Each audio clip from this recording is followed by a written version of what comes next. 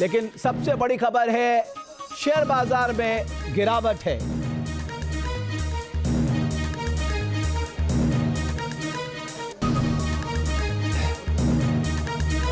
और ये गिरावट की वजह एक तो ये जो सिक्योरिटी ट्रांजैक्शन टैक्स जो सरकार ने बढ़ाया है खासकर बाइक शेयर में, ये एक बड़ा कारण है।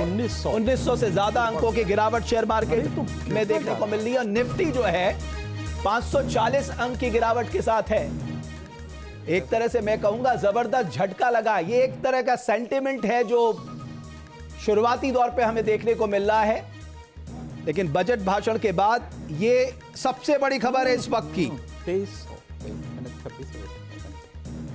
निफ्टी 700 अंकों की गिरावट, तो क्रैश कर गया। ओवरऑल सेंसेक्स में 1000 अंक से ज्यादा की गिरावट। बजट भाषण के बाद जो सबसे बड़ा इंपैक्ट है वो शेयर मार्केट से देखने को मिला। देखिए सेंसेक्स जो है 2300 अंकों के साथ गिरावट में।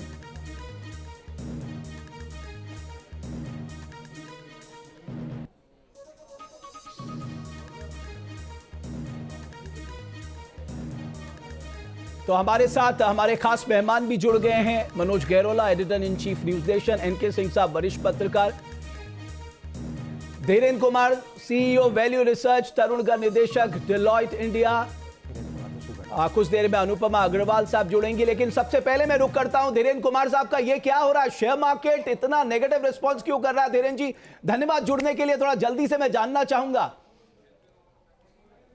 शेयर मार्केट हमेशा जादू उम्मीद करता है और ये बड़ा ही बोरिंग बजट है, इस वजह से ये बहुत अच्छा बजट है। और शेयर मार्केट को बहुत हड़बड़ी होती है कि पूरे बजट को बहुत जल्दी डिस्काउंट कर दे, बहुत जल्दी समझ करके। और मुझे लगता है कि ये जो बारीकियां हैं बजट की, जो खासकर अलग इंडस्ट्रीज और कंपनीज के लिए उनका मतलब बनता है, उसको समझने में 1-2 दिन लगता है। तो इस पे मत जाइए। ये शेयर बाजार का चरित्र है कि वो सब कुछ बहुत जल्दी समझ करके और उसको दाम में रिफ्लेक्ट कर देता है, जिससे खास मायने नहीं निकालना चाहिए। आप देखिए ना, ग्रोथ जो है बजट है धीरेन्द्र जी, ग्रोथ की गुलाबी तस्वीर है। कैपेक्स हमारा बड़ा ही है, एमएसएमई, सेमीकंडक्टर, हर सेक्टर में speed, high speed corridor, infra में जबरदस्त रुझान है। बावजूद इसके आपको लगता है ये सिक्योरिटी ट्रांजैक्शन टैक्स जो है ये एक बड़ा मुद्दा बन के आ गया और इमीडिएट रिएक्ट किया शेयर बाजार? जी हाँ, ये तो होना है। ये अगर आप देखें कि इसका जो रुख बन रहा था कि पिछले 2 साल बल्कि 2-3 साल से सेबी एक अध्ययन करती है जिसमें बताती है कि 90%, 92% लोग इसमें जो ट्रेड करते हैं उन्हें नुकसान होता है और भारी नुकसान होता है, और कुछ लोगों को फायदा होता है। और उसको डिस्करेज करने के लिए मुझे नहीं लगता है कि सेबी सरकार को कोई भी सहानुभूति है उन लोगों से जो शॉर्ट टर्म ट्रेडिंग करते हैं, बल्कि उनको डिस्करेज करने के लिए ये इसको अगर और बढ़ाया जाता है तो मुझे नहीं लगता है कि उनसे किसी तरह की सरकार इसको ठप नहीं करना चाहती है। लेकिन इसका जो शॉर्ट टर्म असर बाजार में होगा, जो ट्रेडिंग का जो वॉल्यूम है उस पर जरूर तो असर मैं पड़ेगा। अगर आपसे सोचूं, जो लोग न्यूज नेशन देख रहे हैं, जो शेयर बाजार में जिनका पैसा लगा है, वो परेशान ना हो, घबराए नहीं। जैसे जैसे हम बजट के फाइन पॉइंट्स पढ़ते जाएंगे वैसे वैसे शेयर मार्केट जो है वो रिएक्ट करेगा। जी हाँ, और ये ट्रेडर को चिंता करने की बात है। उनके लिए मुनाफा कमाना और मुश्किल हो जाएगा ये एसएसटी के बढ़ने की वजह से, और आम निवेशक ट्रेडर नहीं है। बिल्कुल, आपने बिल्कुल सही कहा। एक तरफ ट्रम्प साहब के चलते हम देख रहे थे शेयर मार्केट में भूचाल सा आया था, अभी मैं देख रहा हूं बजट के बाद भी अचानक। लेकिन मुझे धीरेन्द्र कुमार साहब की बात बहुत अच्छी लगी कि एकदम रिएक्ट करता है, सेंटिमेंटल रिएक्ट करता है शेयर मार्केट। आमिर मेरे सहयोगी भी मेरे साथ बने हुए हैं। आमिर जरा बताइए पॉलिटिकल रिएक्शन क्या निकल कर आ रहे हैं?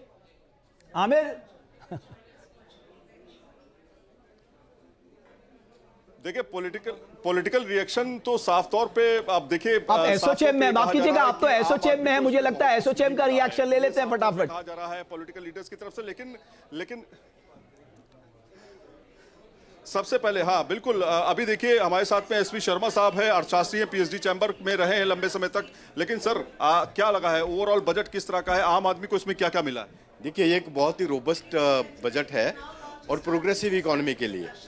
जैसे कि हमारे सामने है कि हम एक फास्टेस्ट ग्रोइंग इकोनॉमी है, तो उसी तरीके से जो उसकी स्पीड है हमारी इकोनॉमी की, उसको सरकार ने आगे और बूस्ट करने के लिए ये 3 कर्तव्य जो दिए हैं, एक तो रेजिलियंस के रिलेटेड है, एक एस्पिरेशंस के रिलेटेड है और एक फुलफिलमेंट ऑफ द रिक्वायरमेंट से। अगर हम कहें कि आर्थिक सेहत को सुधारने वाला बजट है तो ये कहा जा सकता है, और टारगेट है 2047 के तक हमको विकसित भारत बनाना है, उसके लिए बजट है। लेकिन आम आदमी के लिए क्या है सर, क्या कहें कि आम आदमी को क्या मिला है इसमें? आम आदमी के लिए सबसे पहले जो एक कैपिटल एक्सपेंडिचर होता है जिससे कि रोजगार पैदा होता है, सरकार ने उसको बढ़ा के 12.25 लाख करोड़ रुपया कर दिया है।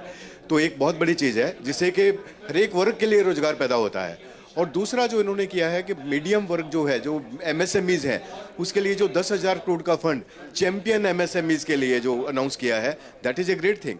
वो मैंने शुरू में ही सोचा था, सुबह भी मैंने संसद टीवी पे जब अपना इंटरव्यू दिया तो वहां भी मेंशन किया कि एमएसएमईज के लिए कुछ स्पेशल होना चाहिए। लेकिन रमेश, एक बहुत इंपॉर्टेंट चीज समझनी होगी, क्योंकि आप देखिए विदेशों में जो लोग बैठे उनके लिए बहुत बड़ी खबर है इस बजट में। नहीं, वैसे भी खासतौर पे मैं अपने मेहमानों से भी चर्चा करूंगा कि साहब आप 30% का टैक्स चुरा दीजिए, 6 महीने में आप अपनी जो संपत्ति आपने अर्जित की है, जो अभी तक आपने नहीं बनाई है, घोषित कीजिए कि साहब ईमानदार टैक्स पेयर तो डिमोरलाइज होगा। लेकिन मैं आता हूं, पंकज मिश्रा मेरे साथ मुंबई से जुड़े हैं। पंकज भाई, मुंबई शेयर मार्केट तो साहब बहुत खतरनाक तरीके से रिएक्ट किया इस बजट का, बल्कि मैं देख रहा था इंडस्ट्री के लोगों को सुन रहा था, वो कह रहे थे ये प्रोग्रेसिव बजट है, ये भारत को मजबूत करने वाला बजट है, ये इंडिया एट 100 के लिए लाया गया बजट है।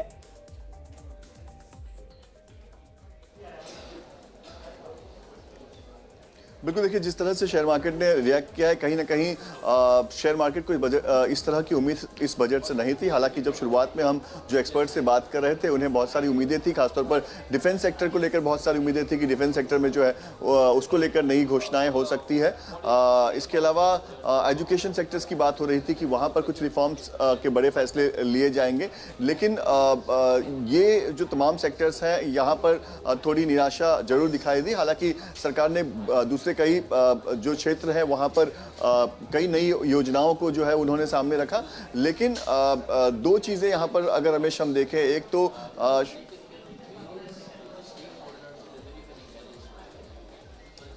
आपके साथ कोई मेहमान है? पंकज, आपके साथ कोई मेहमान है इस समय? मैं दोबारा आता हूं आपके पास पंकज, मैं दोबारा आता हूं आपके पास। आपके साथ जो मेहमान है उनसे भी हम चर्चा करेंगे, लेकिन अपने स्टूडियो गेस्ट के पास चलते हैं। तरुण जी, मैं शुरुआत आपसे करना चाहूंगा, आपका रिएक्शन क्या है? पूरा बजट में देख रहा था, आप बड़े मनोभाव से सुन रहे थे, जरा आपके 4 बड़े पॉइंट्स क्या हैं? देखिए, इस बजट में जो सरकार ने फोकस किया है, कंप्लायंस पे ज़्यादा फोकस किया है, नो डाउट, बिकॉज 2025 का जब भाषण वित्त मंत्री ने प्रेजेंट किया था, उसमें काफ़ी सारे स्लैब्स में चेंजेस ऑलरेडी कर ही दिए थे। तो इस बार थी, हालांकि नौकरी पेशा लोगों का था कि न्यू टैक्स रिजीम में मे बी स्टैंडर्ड डिडक्शन में थोड़ा सा बढ़ोतरी हो सकती है। तो अभी हमें फाइन प्रिंट्स का वेट करना होगा, उसको पढ़ने के बाद थोड़ा पता चलेगा। बट